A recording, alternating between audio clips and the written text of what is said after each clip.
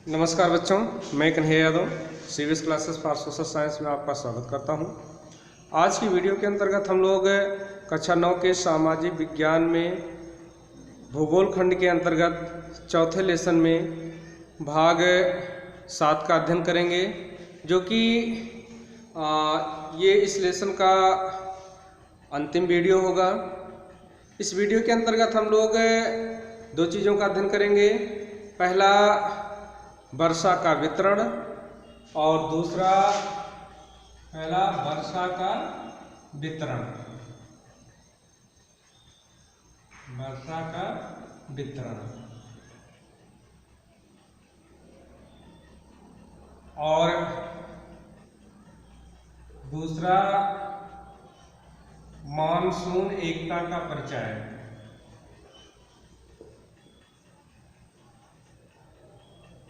Monsoon एकता का परिचय।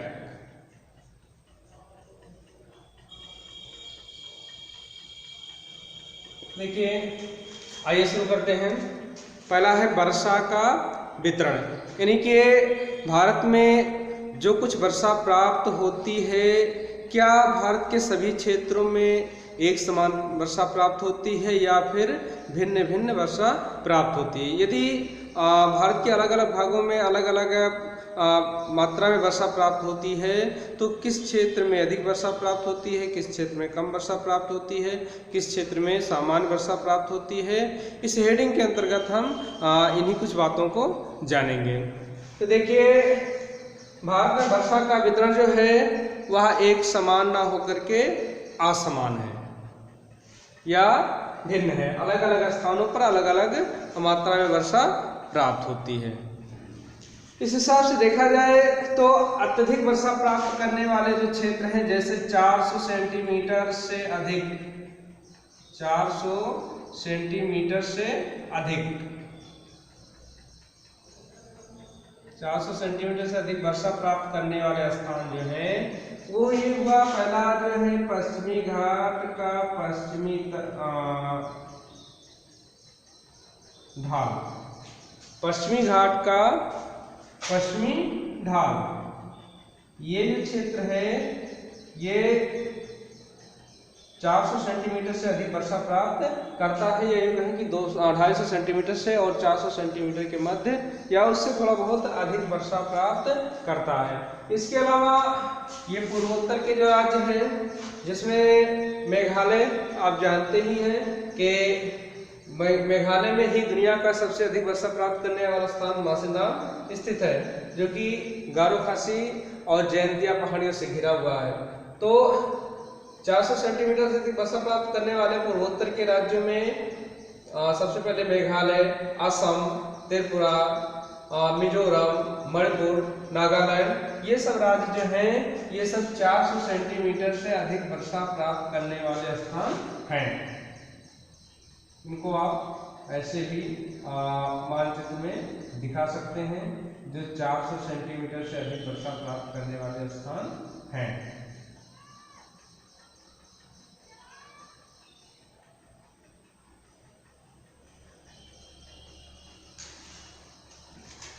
इसके अलावा कम वर्षा वाले क्षेत्रों को भी दिखा लें, यानी कि 60 सेंटीमीटर से कम वर्षा प्राप्त करने वाले क्षेत्र, 60 सेंटीमीटर से कम वर्षा।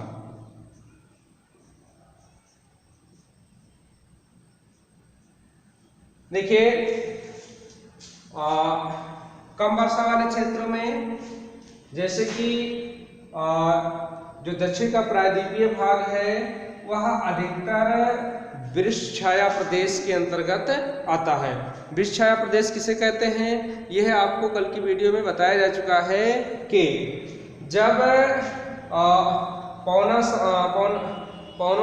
सम्मुख ढालों पर या कोई भाग है जिसके पवन के सामने वाले भाग पर अधिक वर्षा होती है और उसके विमुख ढालों पर, सामने वाले ढालों पर अधिक वर्षा होती है, जबकि विमुख वाले ढालों पर कम वर्षा होती है। तो ये जो विमुख वाला ढाल होता है ये वृक्ष छाया प्रदेश कहलाता है। और उसके पीछे रीजन भी होता है कि जो पवन सम्मुख ढाल होते हैं वहाँ पर हवाओं में आर्द्रता अधिक होती है। जब वो सामने उन ढालों से हवाएं या अवरोधों से टकराती हैं तो हवाएं धीरे धीरे ऊपर उठती हैं, संघनित होकर के पवन सम्मुख ढालों पर अधिक वर्षा कर देती है। जबकि ऊंचाई अधिक ऊंचा उठने पर या ऊंचाई बढ़ने से टेम्परेचर घटता है। टेम्परेचर घटने से वायु जो है ठंडी होती है और ठंडी होने से भारी होती है और भारी होने से फिर हवा जो है नीचे उतरती है।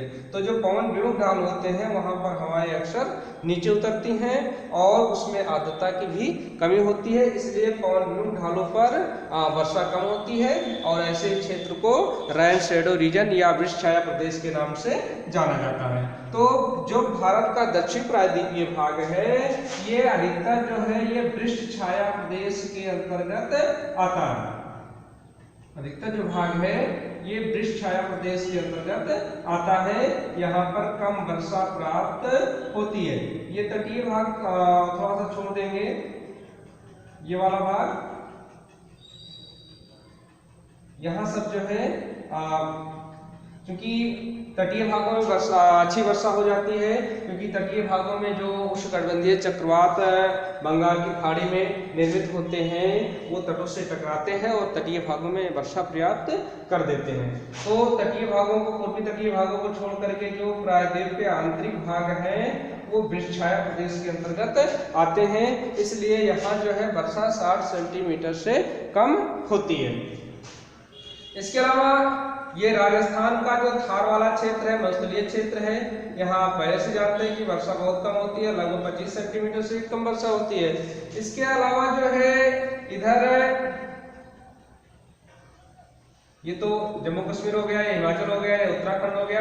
इसके बाद यहाँ पर पंजाब, हरियाणा और ये राजस्थान, ये ऐसे क्षेत्र हैं यहाँ भी वर्षा जो है वह 60 सेंटीमीटर से कम होती है, यानी कि कम वर्षा वाले क्षेत्र में ये सब आते हैं। इसके अलावा गुजरात का भी कुछ क्षेत्र जो है वह कम वर्षा वाले क्षेत्रों के अंतर्गत आता है। इसके अलावा जो और भाग बच रहे हैं जैसे कि उत्तर प्रदेश, बिहार, झारखंड, पश्चिम बंगाल, छत्तीसगढ़, मध्य प्रदेश, महाराष्ट्र का कुछ क्षेत्र, इन सब क्षेत्रों में और ये पूर्वी घाट का जो समुद्रीय क्षेत्र है इन सब क्षेत्रों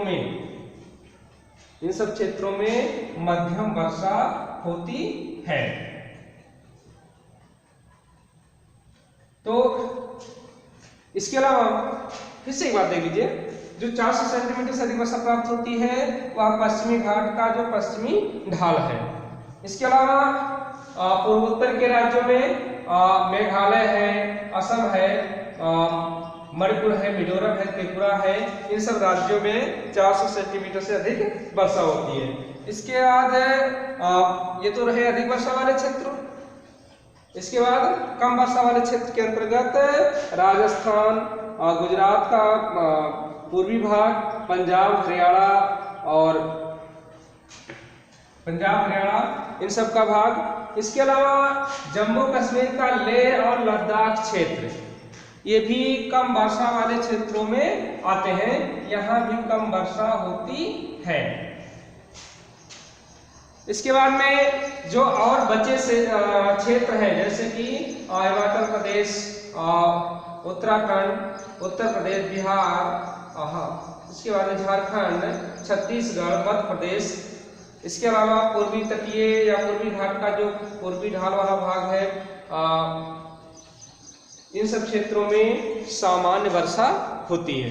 तो ये रहा वर्षा का वितरण, ये रहा वर्षा का वितरण। अब हम अगली हेडिंग जो पढ़ेंगे वो पढ़ेंगे मानसून एकता का परिचय।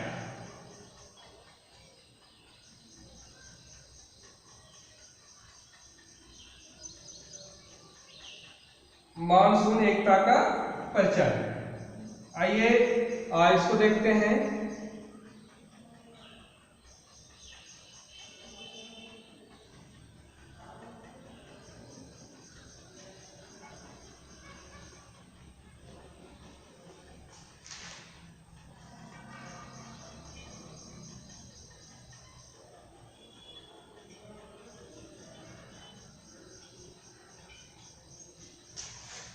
देखिए, अगर देखा जाए तो भारत जो है जलवायु की दृष्टि से अलग अलग जलवायु वाले क्षेत्रों में स्थित है। अगर देखा जाए तो उत्तर भारत या भारत के उत्तर में जो है हिमालय पर्वत श्रृंखला का विस्तार है, जो कि हिमालय पर्वत श्रृंखला जो कि जिसकी ऊंचाई काफी अधिक है, इसलिए हिमालय जो है वह उत्तर से आने वाली शीत हवाओं को भारत में प्रवेश करने से रोकता है, जिससे भारत जो है उच्च अक्षांश में स्थित होते हुए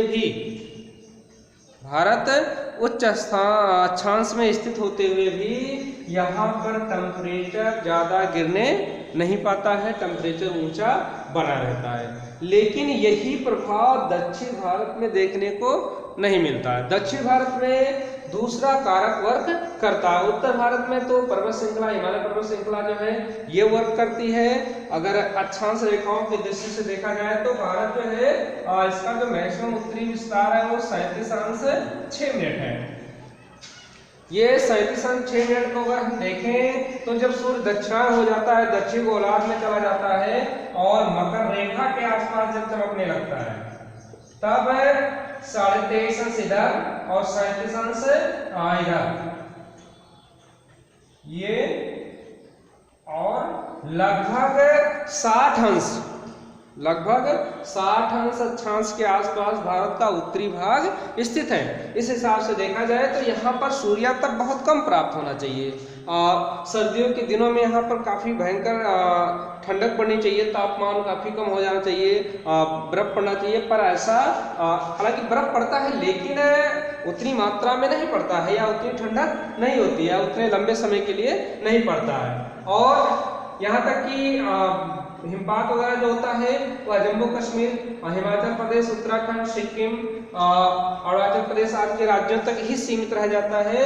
बाकी और जो राज्य हैं भारत के और जो क्षेत्र हैं ये सब जो है कड़ाके की ठंड की चपेट में नहीं आ पाते हैं, क्योंकि हिमालय करता क्या है, हिमालय जो है उत्तर से आने वाली शीत पवनों को भारत में प्रवेश करने से रोकता है, जिससे उत्तर भारत का टेम्परेचर बहुत ज़्यादा गिरने नहीं पाता है सर्दियों में भी, जिससे लेकिन ये प्रभाव जो है दक्षिण भारत में देखने को नहीं मिलता। दक्षिण भारत का जो टेम्परेचर है वह अधिक बना रहता है सर्दियों में भी, लेकिन उसके पीछे जो रीजन वर्क करता है वह करता है अक्षांशीय स्थित और समुद्रीय विस्तार का। तो इस हिसाब से देखा जाए तो भारत की जलवायु पर हिमालय का प्रभाव नहीं है। अब फिर दक्षिण भारत पर अगर हम नजर डालें तो दक्षिण भारत जो है वो प्रायद्वीपीय है, और प्रायद्वीपीय होने की वजह से दक्षिण भारत का टेम्परेचर ना तो बहुत सर्दियों में ना तो बहुत ज़्यादा गिरने पाता है और गर्मियों में ना तो बहुत ज़्यादा बढ़ने पाता है। लेकिन ये इफेक्ट हमको जो है उत्तरी भारत में देखने को नहीं मिलता है।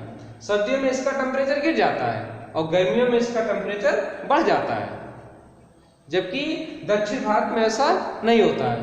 तो इस प्रकार हम ये भी नहीं कह सकते कि भारत की जलवायु पर जो है उसकी प्रायद्वीपीय स्थिति का प्रभाव है।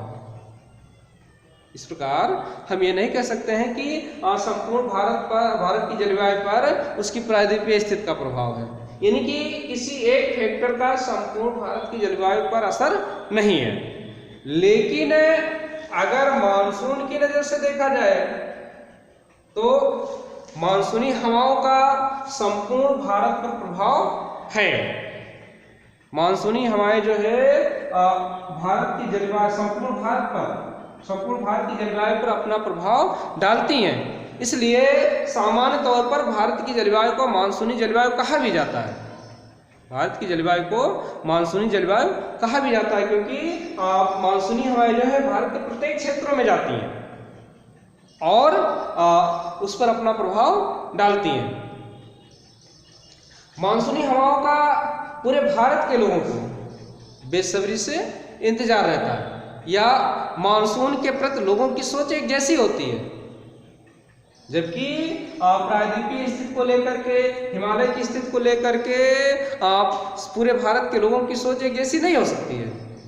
उत्तर भारत के लोगों की सोच अलग है, दक्षिण भारत के लोगों की सोच अलग है, हिमालय को लेकर के और प्रायद्वीपीय स्थिति को लेकर के। लेकिन मानसून को लेकर के संपूर्ण भारतवासी की सोच एक जैसी है कि मानसून आएगा और हमको जल प्रदान करेगा, जिससे हमारी जो कृषि कार्य या अन्य जो गतिविधियां हैं वो संचालित होंगी।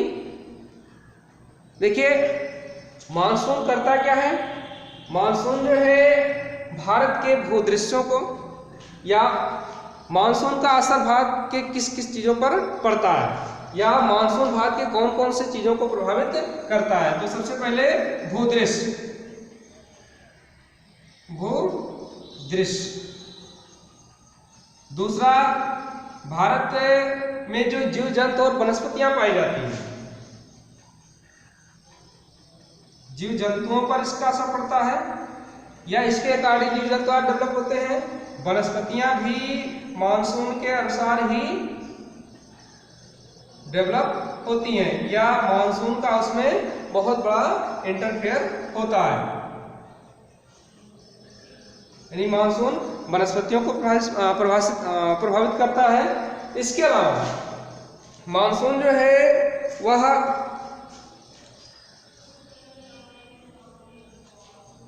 भारत के कृषि चक्र को,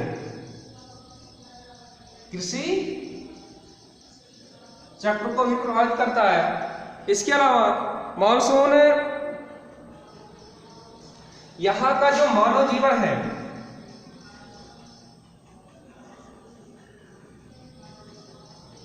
मानव जीवन पर भी मानसून का असर होता है।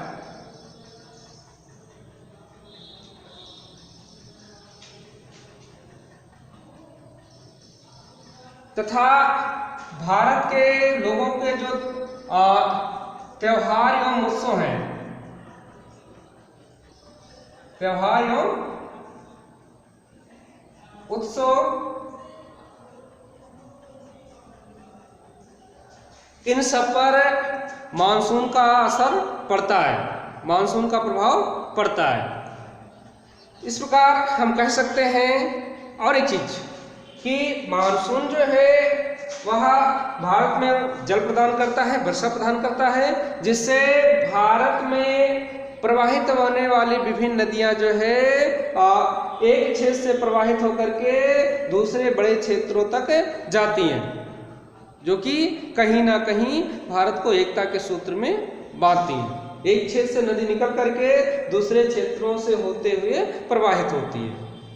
अगर मानसूनी वर्षा ना हो, नदियों को जल ना प्राप्त हो, तो ये नदियां जो है एक राज्य से दूसरे राज्य, दूसरे राज्य से तीसरे राज्य तक ना जाएं। तो इस प्रकार हम कह सकते हैं कि जो मानसून है वह भारतीय एकता का परिचायक है। मानसून का भारतीय जलवायु पर व्यापक प्रभाव है, इसलिए भारत की जलवायु को सामान्य तौर पर मानसूनी जलवायु कहा जाता है। और कोई फैक्टर और किसी फैक्टर का भारत की जलवायु पर इतना इफेक्ट नहीं है जितना कि मानसून का है।